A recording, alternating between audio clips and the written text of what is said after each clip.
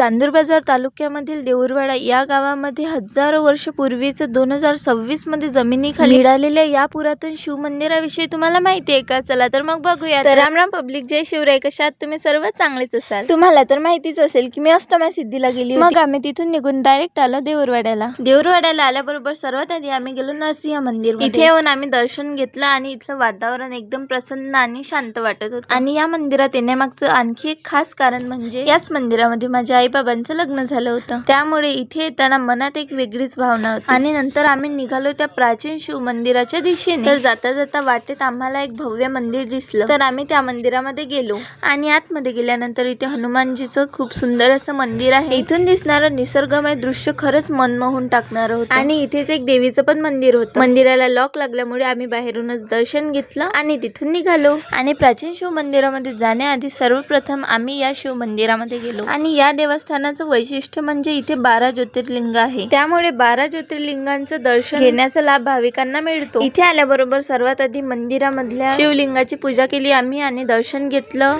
आणि मंदिराच्या आतमध्ये 2 शिवलिंग आहे. आणि तुम्ही जर देऊरवाड्याला आले तर या मंदिरामध्ये नक्की याल. खरंच खूप छान मंदिर आहे हे. त्यानंतर मग आम्ही 12 ज्योतिर्लिंगाचं दर्शन केलं आणि प्राचीन शिव मंदिराकडे जाण्याच्या मार्गाने प्रस्थान केलं. आणि बघता बघता शेवटी पोहोचलो आम्ही त्या प्राचीन शिव मंदिराजवळ. आणि हे मंदिर तुम्ही बघू शकता शेतामध्ये जमिनीखाली मिळालेलं आहे. इथलं प्राचीन शिवलिंग आणि शांत वातावरण प्रत्येक भाविकाला भक्तिभावाने नतमस्तक करायला लावते. इथलं प्राचीन शिवलिंग आणि त्याची रचना बघितल्यावर त्याचा इतिहास आणि महिमा जाणवतो. मग आम्ही सर्वांनी तिथे दर्शन घेतलं आणि आम्ही तिथून निघालो. तिथून निघून आम्ही डायरेक्ट गेलो ब्राह्मणवाडामध्ये. आणि आम्हाला गावाला जायचं होतं त्यामुळे आम्ही, माझी आई, मी आणि माझी मावशी आम्ही तिघीच गंगा माताच्या मंदिरामध्ये गेलो. तुम्हाला तर हे मंदिर माहितीच असेल, मी आधीच्या ब्लॉग मध्ये दाखवलेलं आहे. मग आम्ही इथे पूजा केली आणि डायरेक्ट गेलो आम्ही दुसऱ्या मंदिरामध्ये. हे पण मंदिर तुम्ही बघितलंच असेल. इथे पण आम्ही पूजा केली, दर्शन घेतलं आणि तुम्ही पण शक्य होईल तर या मंदिरांमध्ये नक्की या. असा गेला मग आजचा माझा दिवस. व्हिडिओ आवडला असेल तर लाईक, कमेंट आणि शेअर कराल. Bye bye.